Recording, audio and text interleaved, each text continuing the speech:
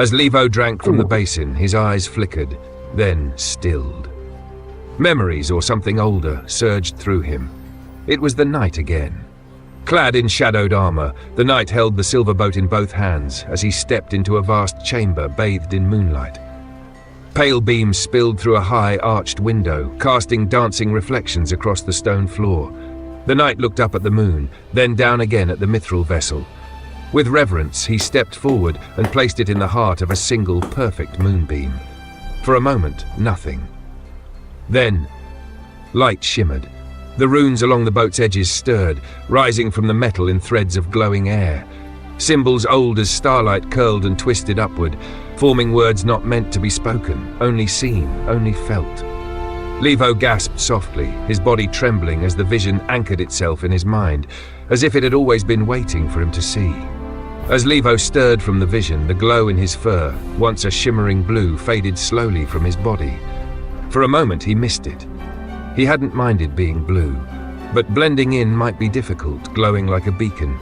He stood, shook off the lingering echo of the vision, and relayed it to the others. The night, the moonlight, the boat, and the rising runes. The company exchanged glances. There was only one collapsed room they hadn't yet explored. They moved quickly. When they arrived, it was just as the vision had shown. Shafts of moonlight spilled through the cracked ceiling, illuminating the broken stone in pale silver hues. Dust danced in the light like drifting stars. Levo stepped forward first, scanning the corners for any sign of more undead. Tarak, standing near the center of the room, looked up, and then he saw them. Words, luminescent and spectral, were rising from the silver boat in Levo's hands. They formed slowly, like smoke shaped by a careful wind, curling and stretching into delicate runes. Without thinking, Tarak reached out and waved a hand through one of the glowing words. A soundless click echoed in his mind, like a lock tumbling open. A phrase appeared in his head, vivid and unmistakable. But Levo heard it too. He snapped his gaze to the boat in his hands, eyes wide, not in fear but understanding. The boat was not just a key, it was speaking. Levo stared down at the boat, the silver hull now glowing faintly in the moonlight. The rising runes slowed, then spiraled downward, etching themselves into the air just above the vessel. He read the lines aloud, voice low and reverent, etched in old tongue on the silver hull. Where silver flows and shadows part, this vessel bears a seeker's heart. Not made for war nor bound to stay, it sails the soul a different way. The stars behind, the veil ahead, we walk where wiser feet once tread. Not just to flee but to become, to find the place where silence hums. If you would cross, then come with grace. This ship's no tool but ancient face. It does not speak, yet knows your name, and waits to set the world aflame. A hush fell over the room.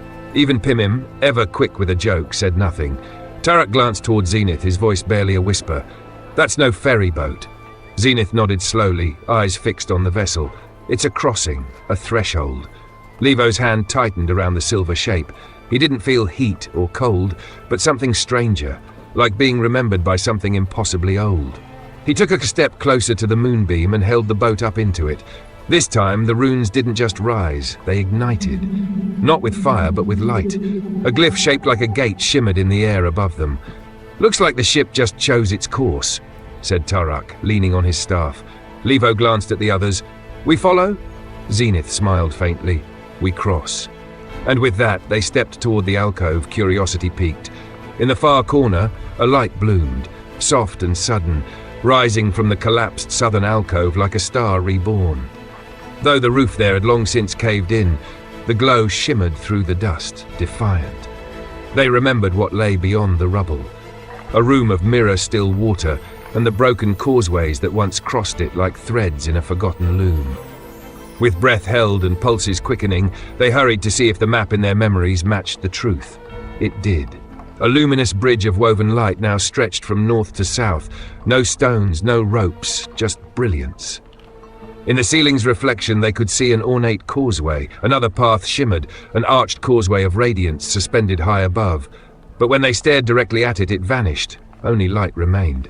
It was Levo who stepped first. One cautious foot forward, his soul expecting the void, but meeting solid resistance. Something unseen yet firm, as if the stars themselves had formed a floor for him alone. He moved forward, carefully, each step a conversation with the unknown. Tarak followed, bounding in exaggerated strides, clearly hoping fewer steps meant fewer chances for fate to snatch him. Zenith watched them both, eyebrows raised.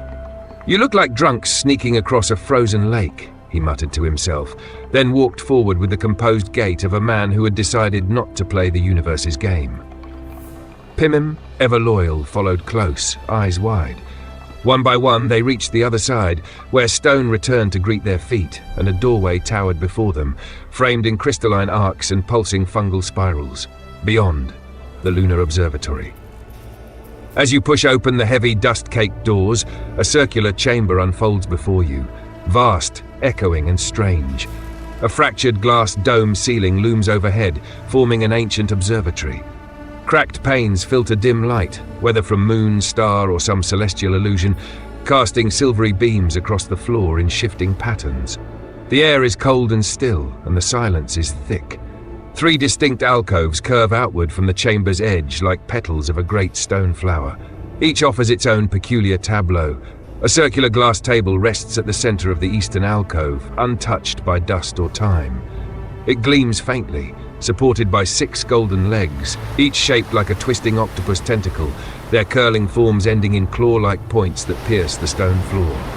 Arcane etchings spiral the table's rim, pulsing gently with a dim sea-green glow. A black stone pedestal rises from the back of the alcove. Perched atop it is a female imp, no more than 2 feet tall, her crimson skin leathery, wings folded, and eyes frozen open in a wide, watchful grin, a beautiful bronze statue. Around her, dried blood forms spirals and symbols, crude handprints smearing the floor. Melted candles, long cold, surround the base in a rough circle. To the south sat a plain stone throne, eroded and cracked by time. On either side, towering statues of golden warriors stand vigil, each clutching a heavy scythe in both hands. Their details have faded with age, but their poses are rigid, poised to strike. In the center of the room, there was a solitary pedestal, unadorned and empty. Tarak moved cautiously toward the glass table, each step echoing faintly through the stillness of the observatory. As he neared, the table shifted, only slightly, rotating with a whisper-soft motion. He froze, eyes narrowing. Then, after a moment of thought, he stepped back, watching to see if it would move again. Nothing. He stepped forward once more. Again, nothing. He muttered under his breath. Slowly, he reached out and placed his hand on the table's surface. It responded immediately, turning with the ease of a feather on water, effortless and eerily smooth, as if it floated upon an invisible pool. Intrigued, Tarak grasped the rim with his right hand and gently rotated it clockwise. From the edge of the table, an arc of light began to rise, growing and stretching across the air like a moonbow blooming in slow motion. Pale and radiant, it curved gracefully from left to right. And then, a deep, resonant click echoed through the chamber. It wasn't just a sound, a massive click. It was a signal. Something ancient had just awakened. Meanwhile, Levo turned his gaze toward the 2 remaining alcoves, eyes narrowing as he examined the scene by the western edge. The dried blood curled in crude spirals around the imp's pedestal, the melted candles long since gone cold. The creature itself, frozen in a wide, unsettling grin, seemed to stare right back at him. "Don't fancy that," Levo muttered to himself. He turned slightly. "Hey, Zenith, maybe you check out the imp," he said with a crooked grin and a voice just a touch too casual. Zenith arched a brow, but without hesitation he replied, "All right," and began striding toward the alcove with the confidence of someone either very brave or very resigned. Levo blinked. "Well, I didn't expect that to work," he said, surprised. Then, with a shrug and a spring in his step, he sauntered toward the throne alcove. Dust puffed beneath his boots as he reached the ancient seat, and without ceremony or caution, plopped himself down into it like a king reclaiming an old haunt. Zenith studied the alcove carefully as he approached, his steps slow, measured. At first, the splattered blood seemed like the usual chaotic aftermath of some grim ritual. But then, just beyond the smear of gore and dried candle wax, something clicked in his mind. There was a pattern. The dark stains began to resolve themselves into something familiar. A constellation. The scattered blotches weren't random at all. They formed the unmistakable shape of the Seeker's crown, an ancient star pattern once revered by navigators and mystics alike. What had appeared grotesque was in fact intricately arranged, ornate, deliberate. At the edge of the constellation, etched into the tiles, he noticed tiny holes, barely more than pinpricks, and narrow grooves spidering outward like veins. He crouched, tracing one with his finger. Then his gaze returned to the imp. Its leering grin stared back. Without flinching, Zenith reached out and touched the statue's cold crimson skin. A sudden trickle of red poured from the imp's mouth, thicker than water, thinner than blood, hitting the floor with a soft splash. It slithered into the grooves, following the etched paths like it knew exactly where to go. The liquid split, branching toward each of the tiny holes until they were filled. Then, with a thunderous click, ancient and deep, the room shook. And in the same moment, where Tarak stood, the moonbow of light that had arched so brilliantly vanished, gone as if it had never been. Oblivious to all this, Levo lounged deeper into the ancient throne. He ran his hands along the armrests, worn smooth by time, yet strangely warm beneath his touch. It was an eerie kind of comfort, like settling into a story half remembered. The silence of the room wrapped around him like velvet, and for a moment he let his mind drift. Then, without warning, a voice spoke. It did not echo in the chamber nor rise from any visible source. It unfurled inside him, low, ancient, and full of sorrow, like the hush of wind over forgotten graves. Where moon meets mirror, the drowned remain. Beneath still waters, memory and pain. Seek the lake where whispers pull. The dead don't sleep when the moon is full. Levo's breath caught. He sat upright, eyes flicking to the others, but they were still focused on the unfolding mysteries around the room. None seemed to have heard. He looked to the throne again, then upward toward the fractured dome and the pale light pouring through it. The words still lingered in his mind like ripples on dark water. A warning? A riddle? A memory of the chair itself. Whatever it was, it had settled in his bones. And somewhere, beneath moonlight and mirror, something was waiting. Tarak looked across the chamber, eyes narrowing as they landed on a tall statue nestled in the far wall. A figure solemn, armored, eternal. The Knight. Its stone arm extended forward, palm open as if in offering or waiting. That looks like it should hold something, Tarak muttered. Then louder, Levo, bring the boat. I think I know where it should go. Levo, still lounging somewhat carelessly in the ancient throne, perked up and jogged over. He followed Tarak's gaze to the outstretched hand of the statue. A flicker of recognition passed over his face. With a nonchalant shrug, he lifted the mithril boat and placed it gently into the knight's waiting grasp. At once, the stone fingers clenched shut. With an audible crack like glacier ice shifting, the hand curled inward and held the boat tight, reverent and sure, as if it had waited an eternity for this moment. And then it happened. From the cracked glass dome above, a singular beam of moonlight pierced the observatory's heart. It illuminated the center of the room like a divine spotlight, falling across dust, stone, and air, and onto a book. Atop the center pedestal lay a book, the weathered tome now shimmering. It lay open, its pages rustling softly, inexplicably, though the chamber was still as the dead. As the moonlight bathed its parchment, a strange alchemy stirred. Pale blue letters surfaced, seeping across the pages like breath on frost glass, invisible ink awakened by celestial light. The room held its breath as the glowing script came to life. To claim the prize within Bundoors Grave, you must tread paths none dare brave. 3 keys lie in places forlorn and old, under moon in shadow and silence cold. Seek the shrine where stars once fell, the mirror lake where dead things dwell, and the hollow where the earth breathes flame. Only then may you speak Bundoor's name. Silence followed, thick and knowing. The quest was no longer scattered fragments or whispered legend. It had begun. Pimin the halfling fighter stood quietly at the threshold, longsword in hand, eyes scanning the dark for movement.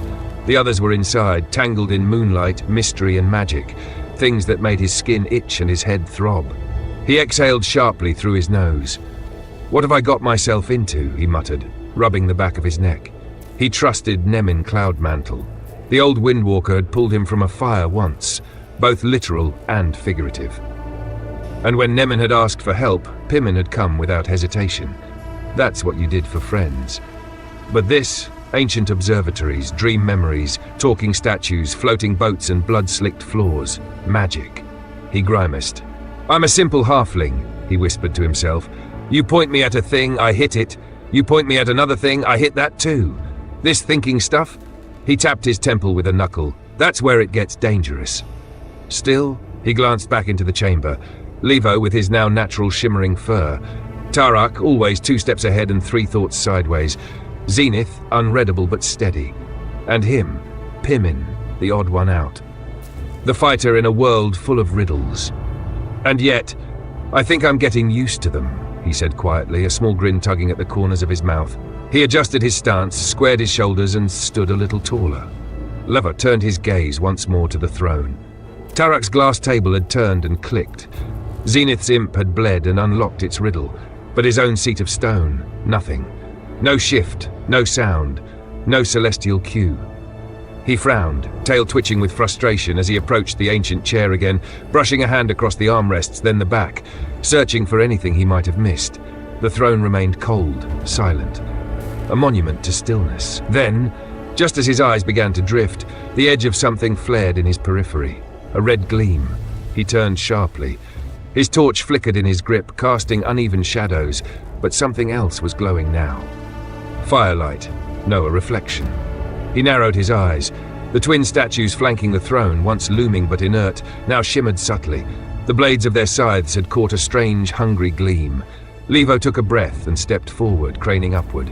The scythes were high, elevated far above him, but not unreachable. He stretched up on his toes, torch raised. As the flame kissed the first blade, it ignited. Not in smoke or spark, but in a silent whoosh of crimson fire. It burned with no fuel, no heat, only light. Eyes wide, he stepped to the other statue. The moment his torch met the second blade, it too burst into the same arcane blaze. The chamber trembled softly but undeniably. From somewhere deep within the throne, a deep metallic sound rumbled upward, a hidden mechanism unlocking. Levo stepped back, the flickering red glow now casting dancing shadows across the room, and let out a slow, satisfied exhale. They exchanged uncertain glances, the flickering firelight casting shadows over their puzzled expressions. All 3 puzzles had been triggered, yet nothing further stirred. Zenith crossed his arms. "As soon as I activated mine, the flames died and the blood flow stopped," he muttered. "Maybe we've got to hit them all at the same time," Levo offered. They tried. With an awkward shuffle and hurried motions, they triggered their alcoves in sync. The imp, the rotating table, the flaming scythes, nothing. Tarak frowned, then squinted toward the center of the chamber. "No, maybe it's not about timing. Maybe it's about order."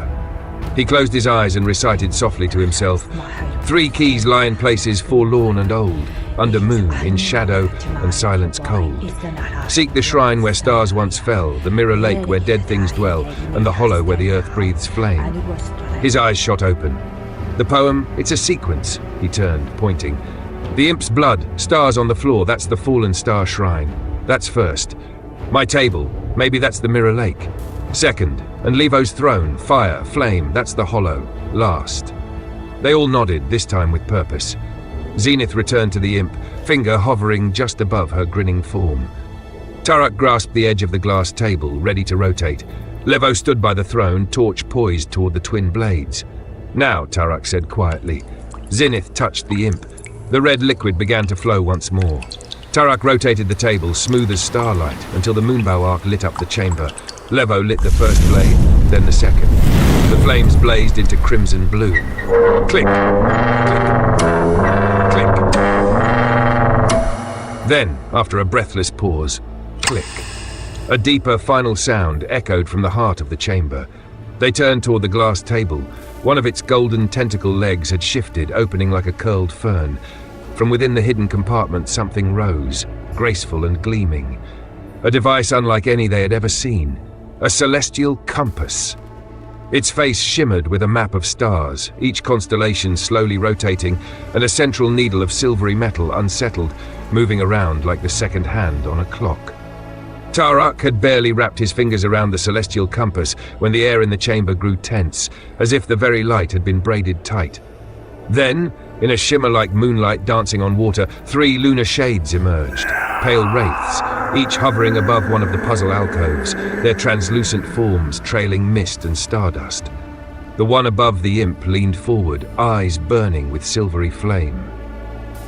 "This is not yours to take," it intoned, its voice hollow, ancient, echoing like wind through a mausoleum.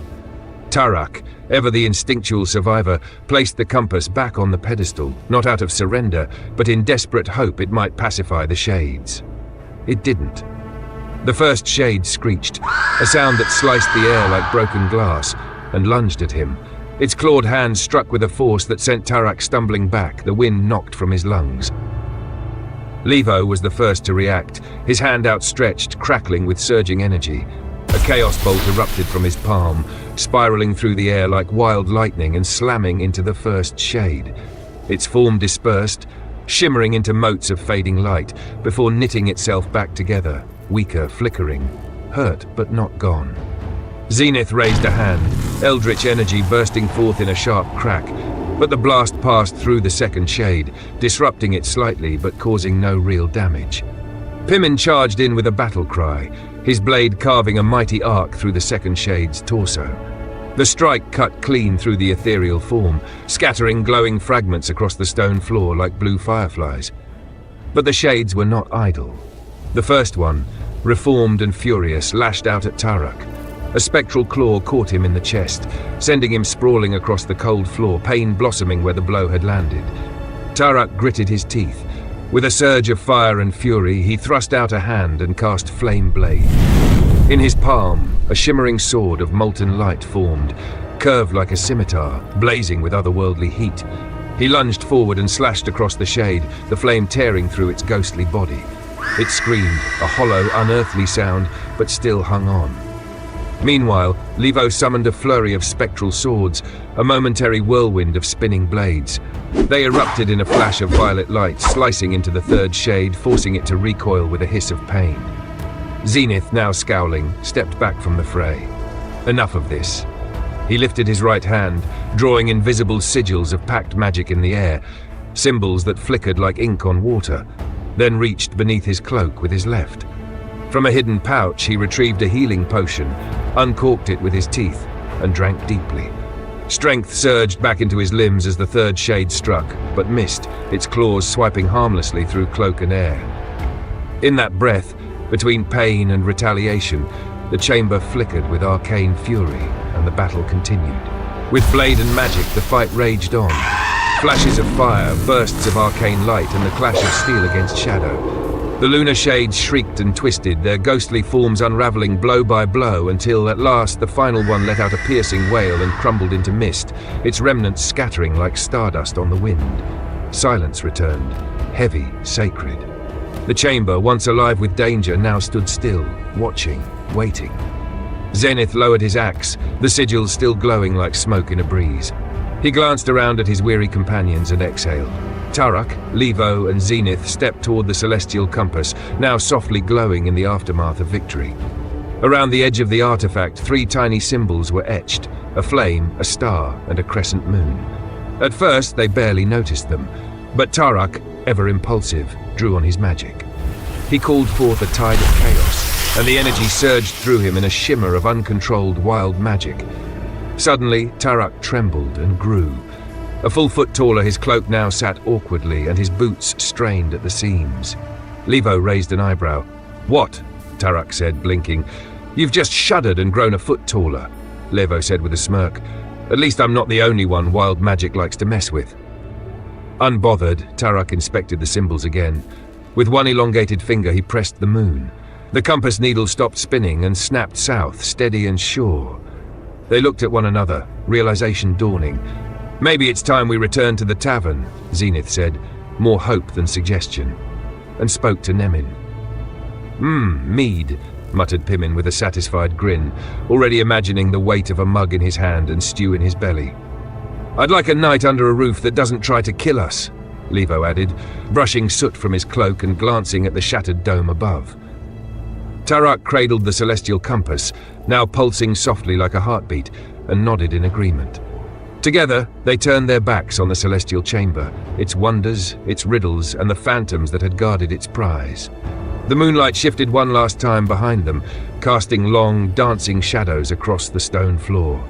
And so, battered but victorious, the company made their way onward, towards warmth, answers, and the next step in the mystery of Bundoors Grave.